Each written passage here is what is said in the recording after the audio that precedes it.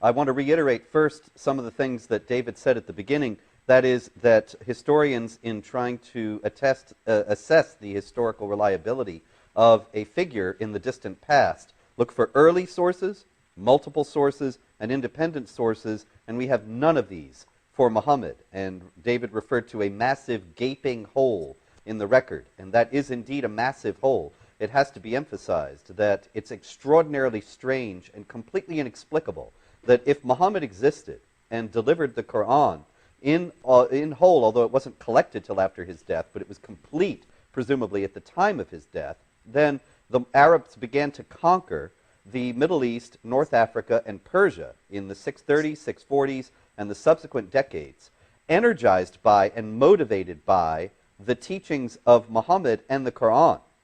And yet they never mention either one in any of their communications.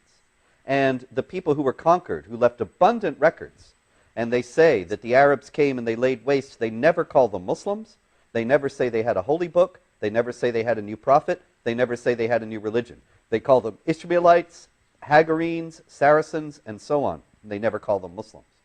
And so the only thing that people who believe in the existence of Muhammad can point to is the criterion of embarrassment that David enunciated. And I have to say, actually, that when I wrote the biography of Muhammad, The Truth About Muhammad, although I was aware of the very shaky historical reliability of the early Muslim sources I used for that biography, I also believed in the criterion of embarrassment at that time. And I remember having a conversation in The Hague with Ibn Warraq and saying, why would Muslims have invented these stories if they cast their hero in a bad light?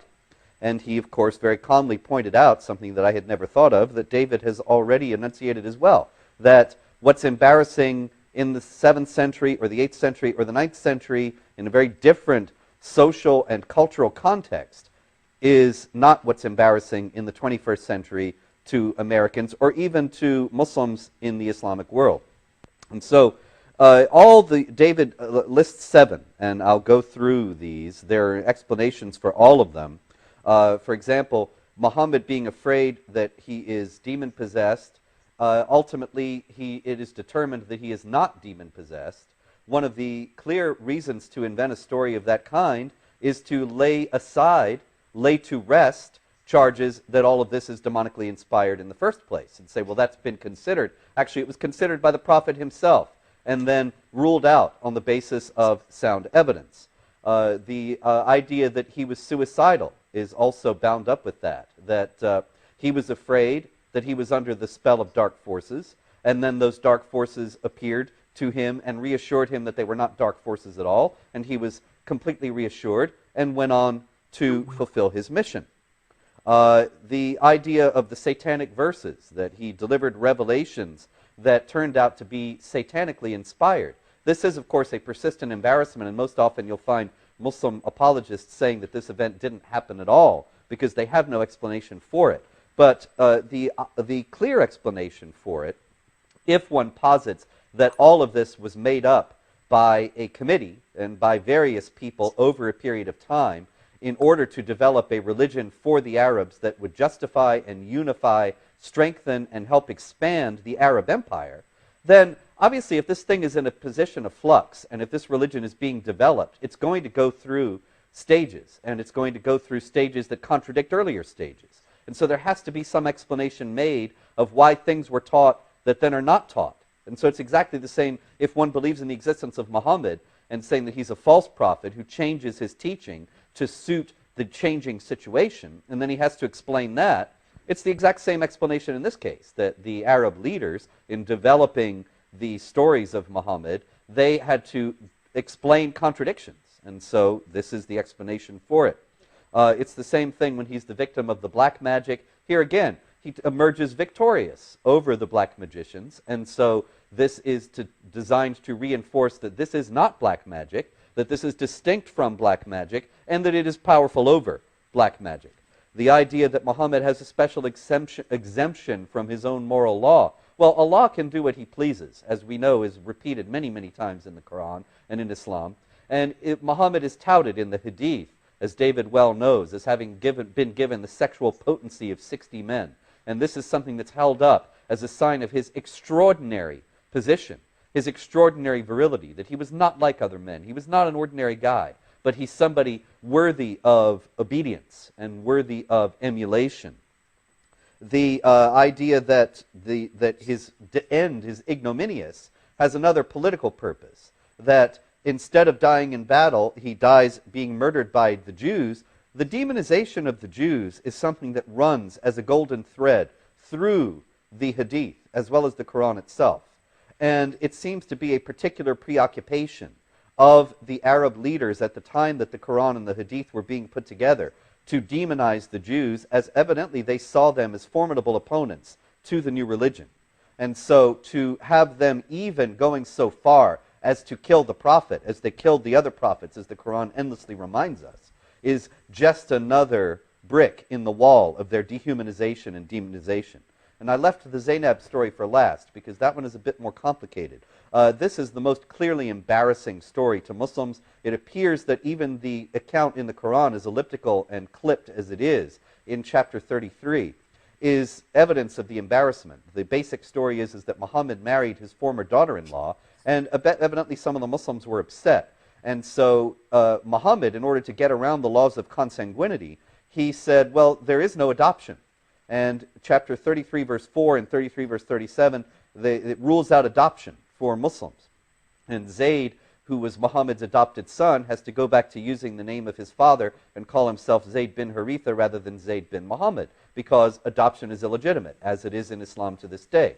Now, the thing about this story is that it ends with a very curious sentence, and that is, Muhammad is not the father of any of your men, rather he is the seal of the prophets. It's a curious doctrine in the Quran that all the prophets are blood relatives of one another. They are, as the Quran says, of one seed. And of course, as is well known, the Quran even presents Jesus as the nephew of Moses.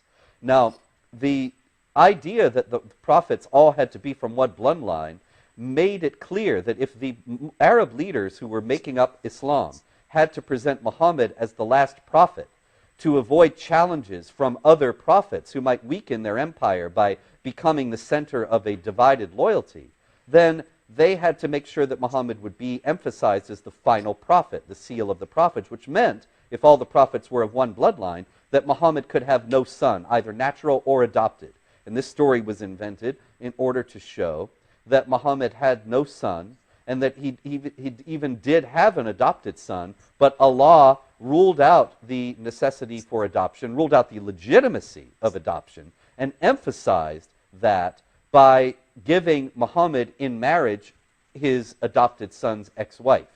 And this was no violation of the laws of consanguinity, because Muhammad was not this man's father or any man's father. It's also an indirect dig at Christianity, which of course has a whole theology of adopted sonship, and that the non-Jews are the adopted children of God.